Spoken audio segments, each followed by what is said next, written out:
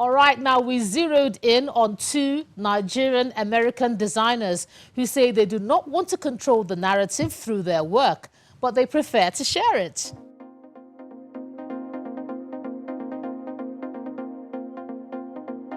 They walk down the streets of New York, looking very unassuming. But in the creative minds of these brothers, a regular district like the streets of Central Park can easily become a runway.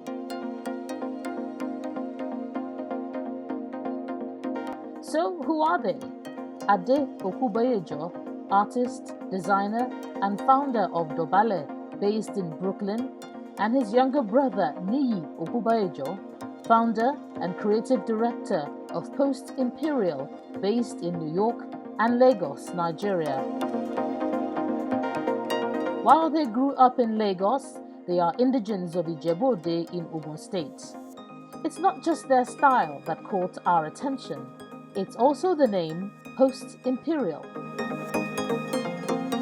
I wanted to design something for now and something for tomorrow. And so that's why I came with Post-Imperial, like after old regimes, working on now. But then also there was that aspect of wanting to create something that would put me on a journey of decolonization and thinking of how do we design something that is fresh from an African perspective. For me, when I think of fashion or fashion designers as social engineers, right? So we are using a platform to kind of solve some sort of issue or pull something from the zeitgeist to kind of create something that makes sense and makes some sort of meaning, like kind of like shamans, right? And so that's a lot of times that's how I'm looking at fashion. It's just clothes are just kind of the vehicle for us to kind of make that manifesto, right? But you know, with him, when he's looking at like, okay, that's all good, but like, how does this look on someone? How does it feel on someone? What kind of merchandise can you know, add into that to make things look like really cool? For Ade, footwear and accessories make him light up. He talks passionately about working on a capsule for the famous brand Vault by Vans. From the footwear aspect, I designed 3 shoes with my Vans capsule, and each design was intentional, from the color palette, the prints, and the silhouette. For example, the ones that I'm wearing, this is the Ikoyi Bold Night sneaker. The reason why it's called the Ikoyi Bold Night sneaker, the color palette was referenced from the flag of Lagos. And if you look at the paneling detail, the black and white, that's tied into the street curbs in Lagos. The other shoe it's a black shoe. It's called it's actually behind me. It's called that's the Ikoyi slip-on model, and that was the whole inspiration behind that.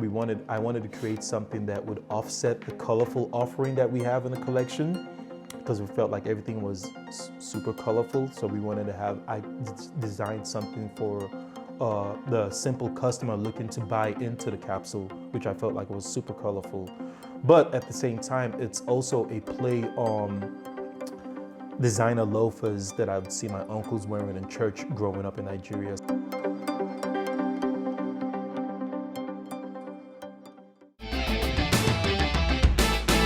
Welcome back to the program. Let's get to know these unique trailblazers a little bit more.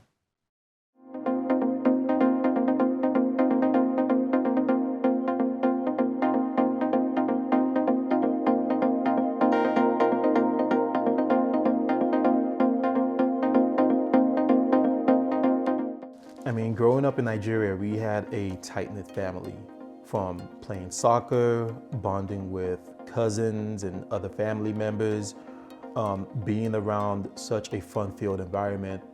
And you know, most of our peers that I went to school with back then, they had aspirations in art, and that pretty much impacted me to follow my dreams in art.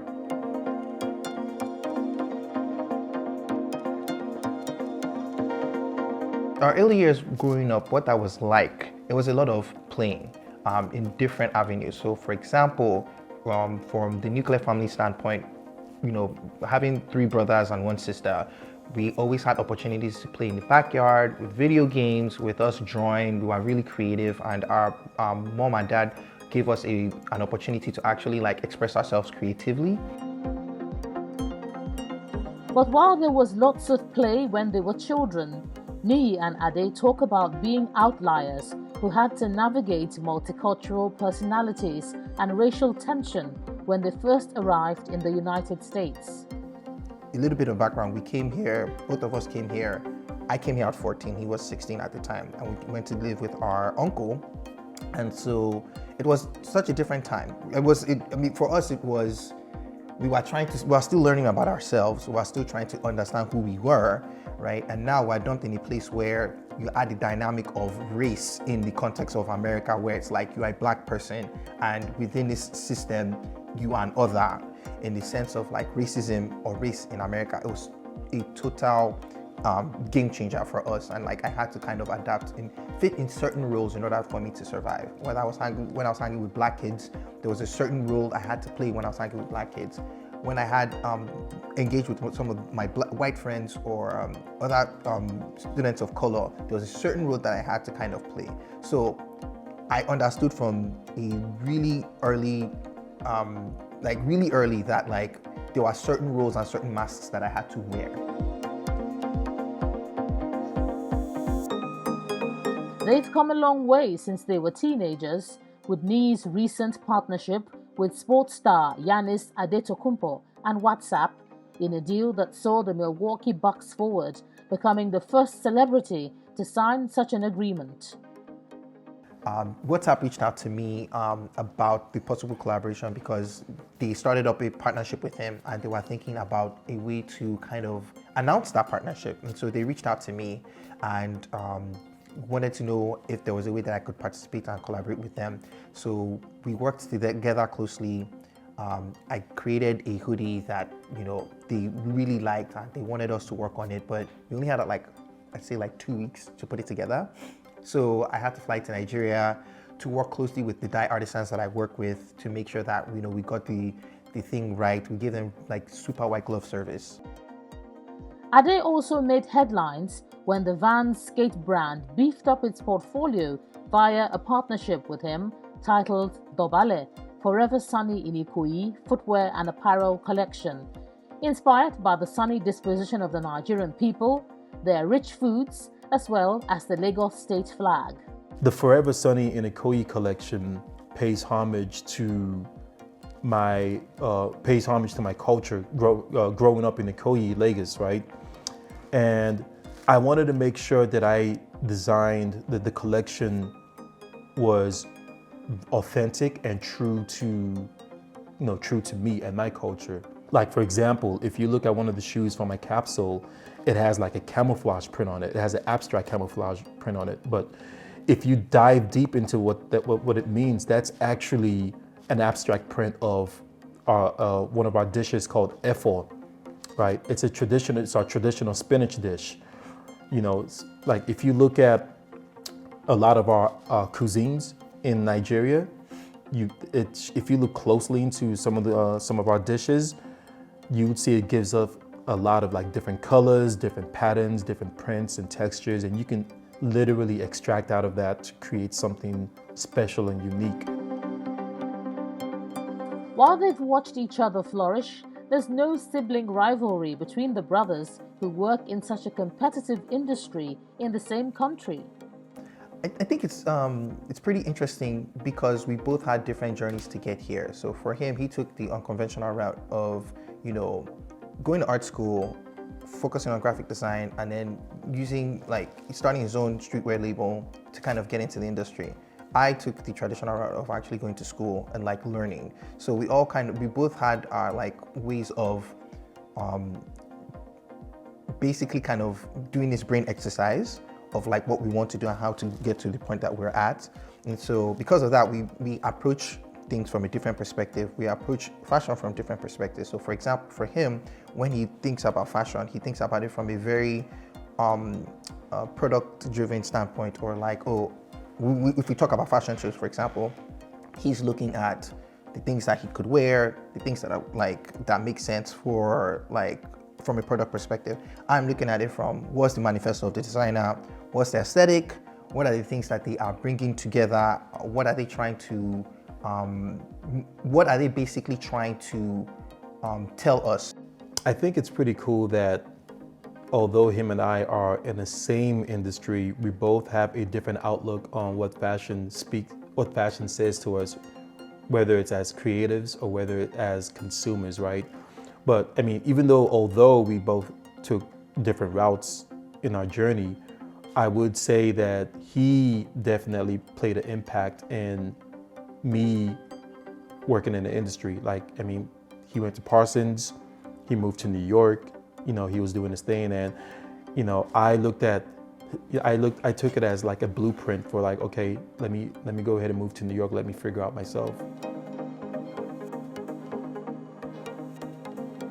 I think he always says that narrative of like me like moving to New York and like having to figure it out, like, and then that was like his blueprint. But I feel like he already laid the blueprint because he already had Dobale that he had started before I actually moved to New York, right? He had done a lot of things that like people in our like circle were not doing.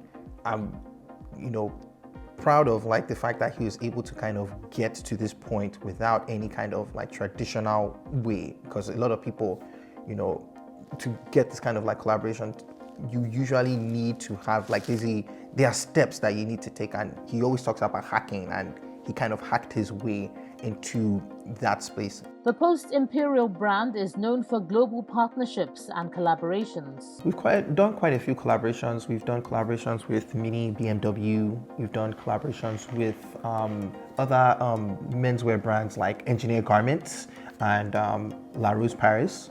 And those are the ones that we've done like collaborations with in terms of like with La Rose Paris, we did collaborations with hats, whereas with Engineer Garments, it was a full collection. We broached the subject of the brothers collaborating. This made them smile. We've worked together in the past, but the thing about it is like the way we look at things is so completely different. But it could happen. It could happen. That never say never, but it's so completely different. While global partnerships are good, Ade identifies a paradigm shift among the new generation of designers, where the biggest brands on the world stage are now inspired by African designs. A lot of these corporations, they're scrambling to bring us to the table. A lot, from a long time ago, there were a lot of gatekeepers, right? And having people like, whether it's like your Virgils, RIP, but like Virgil Abloh coming in and unveiling a mask and showing like unconventional ways of breaking through those doors and like, whether it's like sitting on the table or creating your own table, right? And shifting, it was like a paradigm shift. It was to a point where these brands, they had no choice but to like, okay, they had to come meet us, you know what I mean? Because, we dictated the culture for a long time, and, I felt like we were snubbed and ignored for a while, and now a lot of these brands are like looking for people like me, people like that look like me to sit at these tables and like, okay, partner up and like, tell these stories. If you look at the American fashion industry, it's very exploitative and very extractive, and extracts talent, extracts from the marginalized groups, right? And also it's very elitist, right? And there's a sense of privilege that you need to be able to like pay to play, right? And it creates a very like, it creates a system that is not balanced, right? And so I personally don't want to see that for Nigerian fashion. I think there's a different way that we can go where there's more equality, it's more egalitarian, it's not these things where like you have to start up with a point of privilege. And here are their views about the Nigerian fashion industry. I'm really proud of that, the impact, and I know quite a lot of the designers, people like Kenneth Easy, Moalola, and others like Bayo from Orange Culture. Just seeing the different things that they are doing and the different ways that they are approaching fashion from and like connecting it to the Nigerian diaspora. So it's awesome to see that there is not any canon on like this is how African fashion should look like, but you can still tell that it's African because of the perspective that they're coming from, because it makes sense that there isn't any canon because they all have different lived experiences. So it's always awesome to like see like how that has come from, like, and you know the impact it's making globally. It's really inspiring seeing a whole new generation of people from from where I'm from honing into their craft rather than going through like a textbook route, right? So I think they may not necessarily need this message. I think they already see it. It's happening all around us.